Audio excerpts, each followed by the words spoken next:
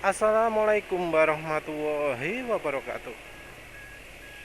Kali ini penulis ingin membahas ya, mengapa sih kok motor laki itu lebih nyaman daripada motor cewek ya. Motor laki yang penulis maksud ya yang kelas naked ya, bukan yang sport fairing. Karena kalau sport fairing kan tujuannya udah beda ya, dipakai di lintasan. Walau sebenarnya sangat-sangat jarang sekali yang pakai di lintasan, lebih seringnya di jalan kan ya. Tapi kita nggak bahas itu ini, tapi uh, secara purpose-nya, secara tujuannya itu motor sport fairing kan dipakai di jalan. Nah, kalau naked itu biasanya dibuat jarak jauh ya, untuk sehari-hari, untuk harian. Motor laki yang nggak pakai fairing itu tujuannya untuk dipakai sehari-hari, kalau ya tujuannya lah ya, bukan kenyataannya. Sementara motor metik jelas dibuat untuk keperluan harian. Kalau di luar negeri, bukan, sorry, maaf. Kalau untuk keperluan jarak jauh, motor metik itu jarang dianggap sebagai referensi ya. Padahal kalau di luar negeri, motor metik itu ada yang dipakai untuk touring juga. Yang dipakai untuk touring itu adalah motor metik Maxi yang modelnya seperti ini. Yang duduknya bisa selonjor, itu diharapkan bisa untuk touring.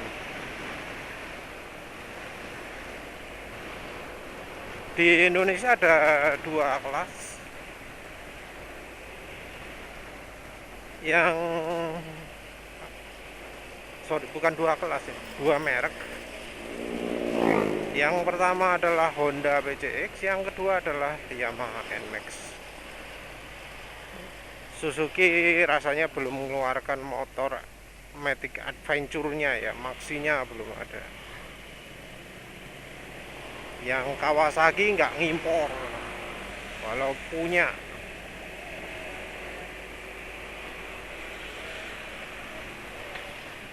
Nah,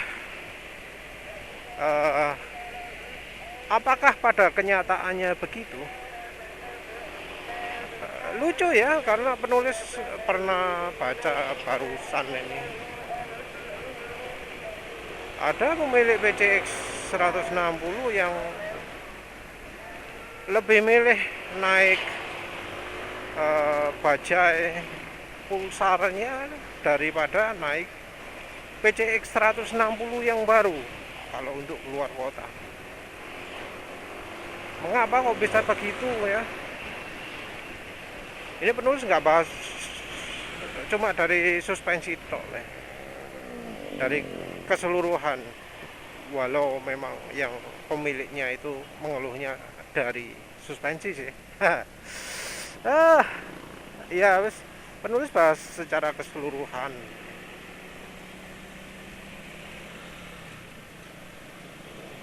Jelas bahwa levelnya beda. Mengapa kok lebih enak pakai motor lagi daripada motor Maxi ini untuk perjalanan jauh?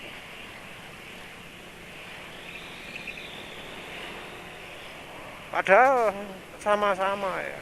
Yang merek Jepang pun motor laki itu lebih enak dipakai jarak jauh daripada motor Matic. Apa yang salah? Apa yang sebenarnya berbeda? Mengapa kok bisa terjadi yang motor laki itu cenderung nyaman, yang motor Matic itu cenderung amburadul?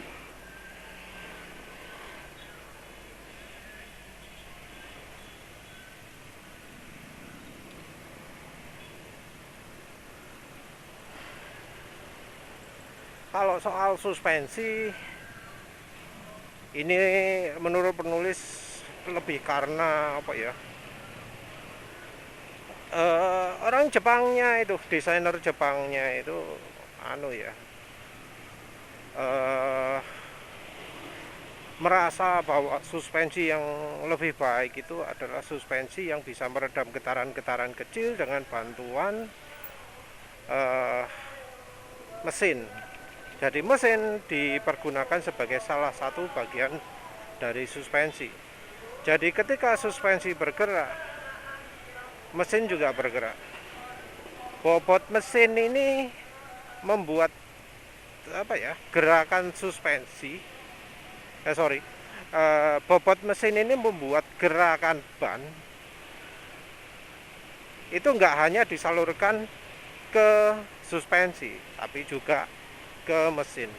Di mesin dikasih gerakan bebas ya, sehingga ketika ban bergerak mendadak karena perubahan permukaan jalan, mesinnya juga ikut goyang, nggak cuma suspensinya. Ini ampuh sekali untuk menghilangkan getaran-getaran kecil.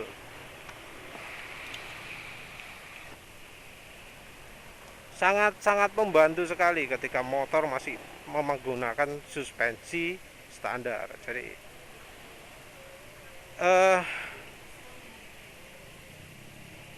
penggunaan engine mounting yang melibatkan mesin itu bisa membuat nyaman. Jadi jauh lebih nyaman karena mesin menjadi salah satu bagian suspensi, dan kalau suspensinya jelek sekalipun bisa sangat terbantu. Yang jadi masalah adalah karena teknik tersebut cuma cocok untuk jalan yang dijamin mulus dan datar. Kalau kondisi jalannya seperti di Indonesia, yang terjadi adalah nggak nyaman. Karena apa? Ini yang namanya getaran-getaran kecil itu emang ada ya di jalan Indonesia. Tapi di Indonesia banyak juga getaran besar, perubahan permukaan aspal yang besar. Dan ini sering. Ini yang membuat terutama ya motor matic itu suspensinya bisa beda jauh dari motor laki. Suspensi matic itu serasanya kalau misalnya jalan kurang mulus yang ini gini. Jalan yang getarannya kecil-kecil lah, mana sih di mana? Nah, wis kayak gini nih. Jalan kecil-kecil. Ini kerasa kayak nggak ada gelombangnya sama sekali. Tapi begitu, nah ini ada sambungan jalan. Nah, kayak gini. Itu sudah beda. Sementara itu motor lagi, perubahan permukaan jalan kecil-kecil itu bakal tetap terasa.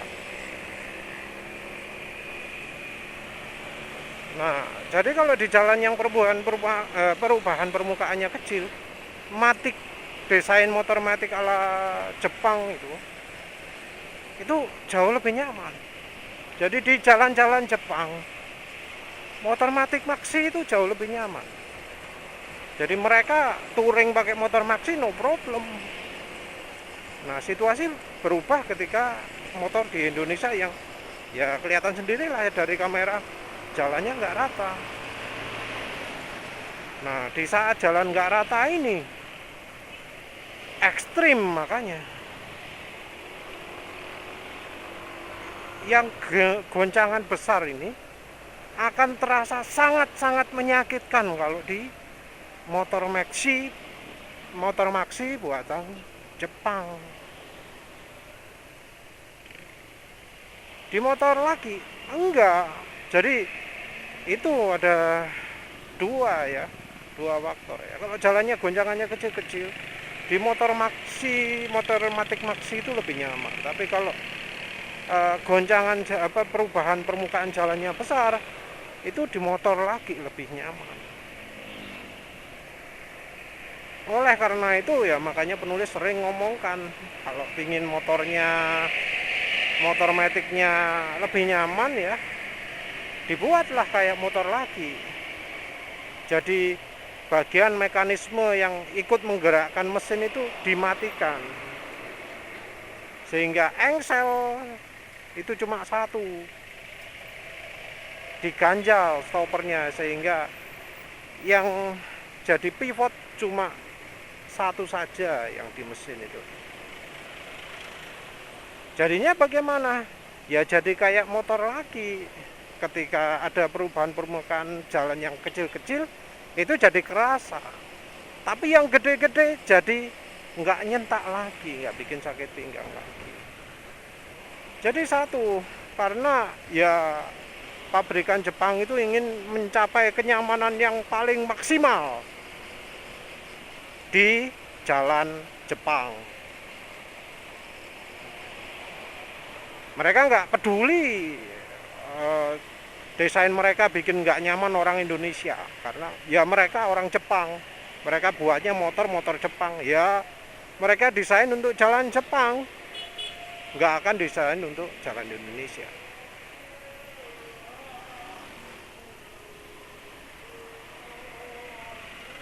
Itu soal suspensi. Yang berikutnya soal ergonomi. Nah, ergonomi ini mau nggak mau, kalau sudah motor naked, kita bicara soal ergonomi yang sudah disempurnakan bertahun-tahun. Sudah puluhan tahun disempurnakan, mulai dari zamannya motor Honda pertamanya, motor Yamaha pertamanya. Modelnya kan aneh toh duduknya. Nah, gimana nggak aneh, wong motor Matic dikonversi jadi motor lagi kan. Honda opo itu jenenge? Honda Super Cup. Honda Super Cup itu kan ada yang versi Matic, ada yang versi cowok. Motor lakinya itu gimana? Ya motor Matic itu dikasih tangki depannya wis. Jadi motor laki wis. Apa jenenge sembola lali. Tapi sekarang kan sudah berubah.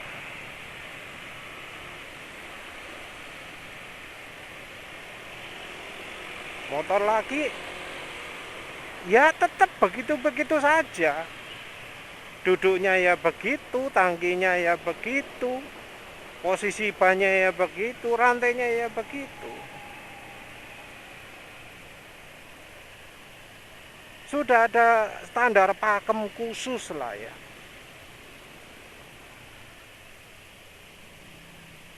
Bahkan orang mungkin bisa lupa sekarang lagi naik merek apa kalau nggak lihat ya. Posisi duduk sama. Jarang-jarang kan ada yang review, oh ini setangnya terlalu jauh, oh ini setangnya kedekatan, oh ini setangnya terlalu tinggi, oh ini setangnya terlalu rendah. Soalnya wes standar. Oh ini duduknya kemunduran, enggak ada yang ngomong gitu. Mungkin kalau kita bicara soal moge beda lagi ya, motor yang 1000 cc itu beda lagi. Tapi kita ngomong yang soal motor-motor ekonomis lah ya, yang mulai dari kelas 100 cc sampai 150 cc lah ya. Toh Honda nggak punya motor naked 250 cc ya, perasaan, kecuali model trail.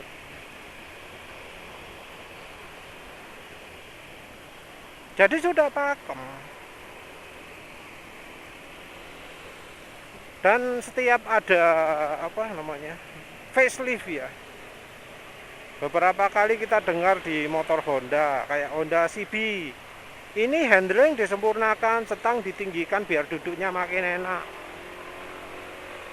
Honda CBR 150R ini dirancang untuk touring, sehingga posisi duduk dibuat lebih tegak sehingga rider bisa nyaman. Apa kita pernah dengar hal yang sama dilakukan di motor Matic? Nah itu loh, ini pilih kasihnya pabrikan itu. Kalau motor manual itu setiap iterasi ditingkatkan.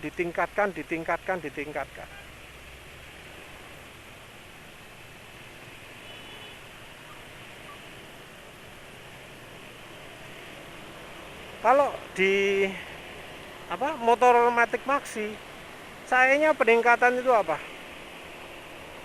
Biasanya itu kalau yang sudah sangat dikritisi, seperti misalnya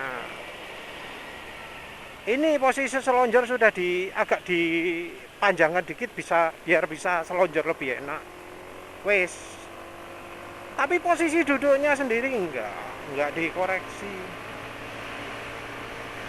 Jadi kayak posisi setang, ya wes dibiarin.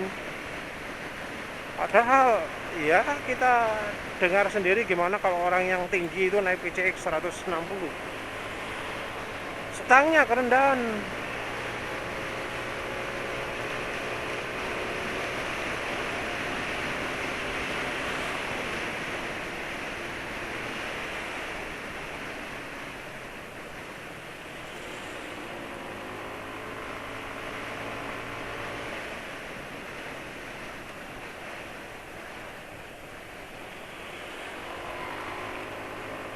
Nah, kalau NMAX ini apa ya?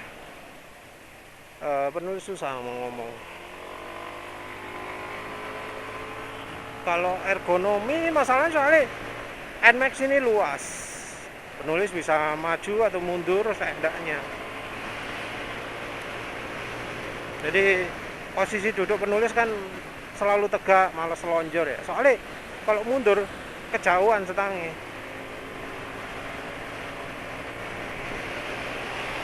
Merasa kejauhan untuk model lincah-lincahan gitu. Ya, sebenarnya bisa juga sih kalau dipaksakan. Ya nggak enak itu loh kalau boncengan bertiga. Dekat gini ya. Lebih dekat ke depan gitu. Agak nggak enak nyetirnya gitu. Tapi ya masih lebih mendingan lah daripada kayak Aerox, kayak PCX gitu. Nah, kita kalau dari sisi perbaikannya itu minimal sekali kan ya untuk handling ya. Jadi kayak NMAX yang baru justru malah selonjornya dikurangi, kenyamanan penumpang dikurangi. Yang PCX 160 juga gitu, kenyamanan penumpang dikurangi. Ada satu lagi yang bikin motor Maxi Indonesia itu kurang nyaman. Apa itu? Karena bentuk bisa berubah total, ergonomi juga bisa berubah total. Naik Honda ya, contohnya. Dari Honda Beat ke Vario kira-kira sama nggak rasanya? Dari Vario ke PCX 150 kira-kira sama nggak rasanya? Kan beda. Dari Beat ke Scoopy apa ada kesamaan? Kan enggak ya. Nah itu nggak ada istilahnya pengalaman bertahun-tahun dalam mengembangkan ergonominya motor. Nggak ada. Setiap ada motor baru, maka itu ergonomi baru, nggak ada peningkatan.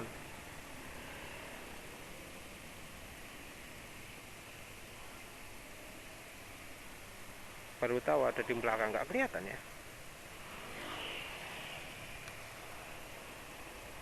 Jadi itu nggak ada yang namanya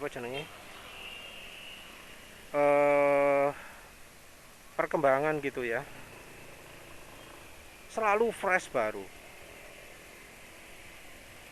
Di Yamaha juga sama. Penulis nyobai Mio, nyobai Vino, nyobai Frico. Ini di dealernya ya. Terus nyobai Aerox, Jupiter MX, NMAX. Feelingnya itu loh beda-beda. Jarak antara badan ke setang, ketinggian pantat dibanding setang. Terus bisa enggaknya maju mundur. Itu beda banget motor satu dengan yang lain. Nggak ada istilahnya apa, standarnya itu nggak ada. Jadi nggak ada kesamaan antara motor satu dengan yang lain. Nah ini menurut penulis sangat mempengaruhi anu ya, eh,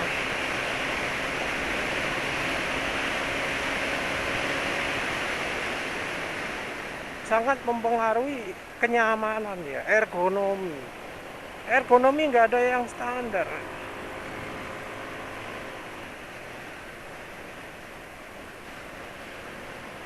Wah, terakhir lumayan cepat juga ya, jadi ternyata pengaruh juga ya mencampurkan minyak goreng itu. Ini 18 detik lagi, tadi siang 18 detik, padahal sebelumnya belum tambah minyak goreng, pakai bar dahel 19 detikan. Nah, balik lagi. Nah, kenyamanan ini apa ya, bikin penulis ingat ada yang tadi tanya, Mas, motor matic pilih yang mana? Sulit penulis ngomong, sulit.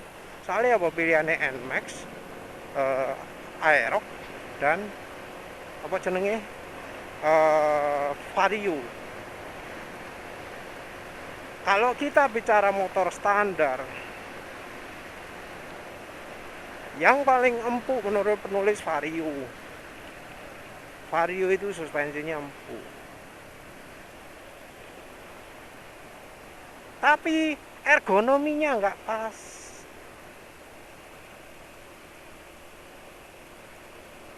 Itu loh repotnya.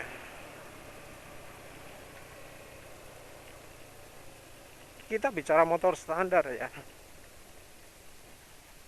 NMAX itu nggak enak, asli nggak enak kalau standar ya.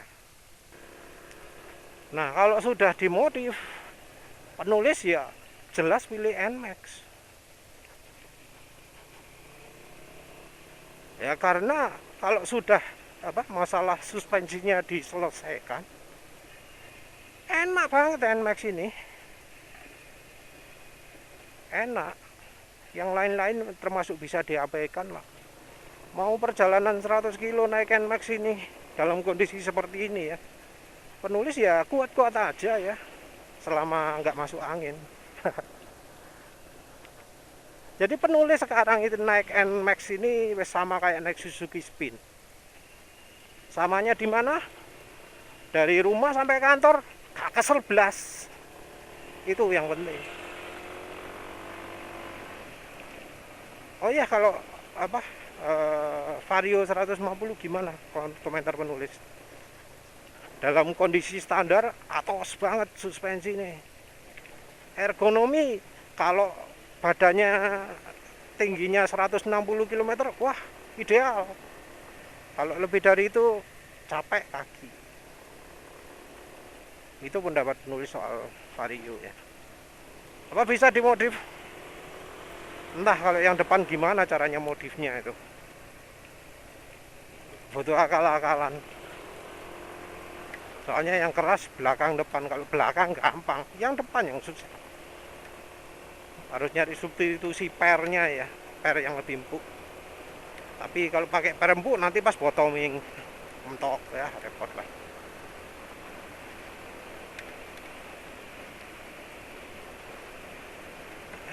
Motor lagi itu mulai dari kondisi standarnya itu sudah nyaman,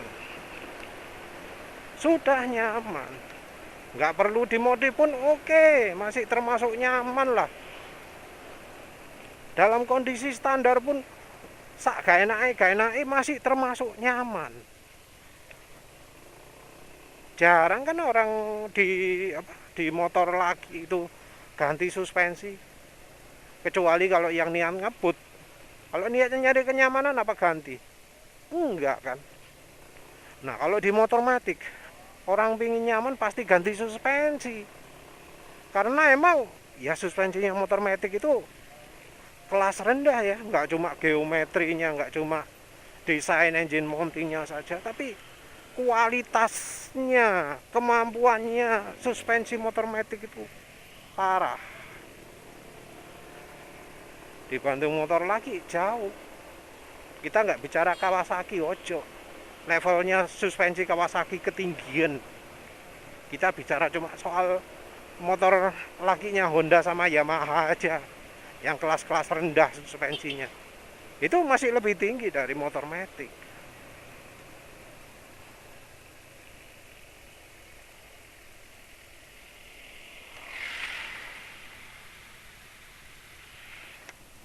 Nah kita apa ya,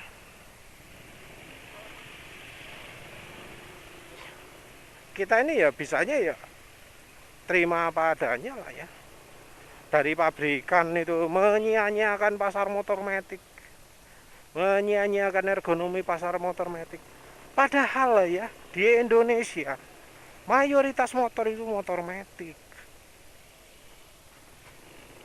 Harusnya kalau di motor laki mereka itu serius ya, melakukan peningkatan ergonomi di setiap facelift ya, facelift. Ganti warna loh. Ganti warna bukan ganti model. Bukan major facelift, yang minor loh. Ganti warna. Itu stangnya ditinggikan kalau di motor laki. Mengapa kok enggak itu dilakukan juga di motor kalau motor matic juga? Tahu setangnya PCX kerendahan, banyak yang protes. Ya ditinggikan toh. Mengapa kok malah disia-siakan? Dari pemilik sendiri ya jangan berasumsi bahwa motor laki itu paling nyaman. Paling nyaman itu karena pabriknya dari awal ngeset motor laki itu nyaman, motor matic itu nyaman. Tapi nyamannya untuk kelas Jepang. Begitu dipakai di Indonesia, kesiksa lah.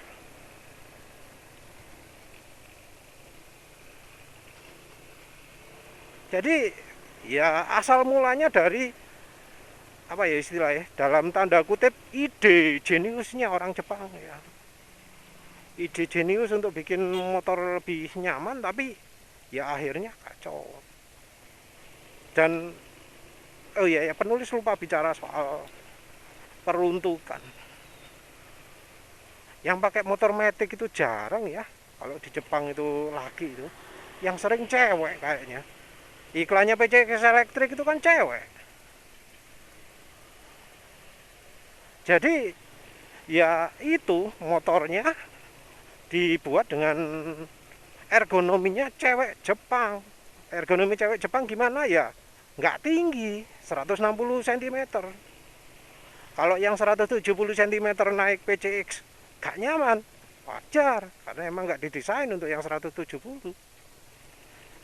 Ya wis lah, nggak tahu lagi lah.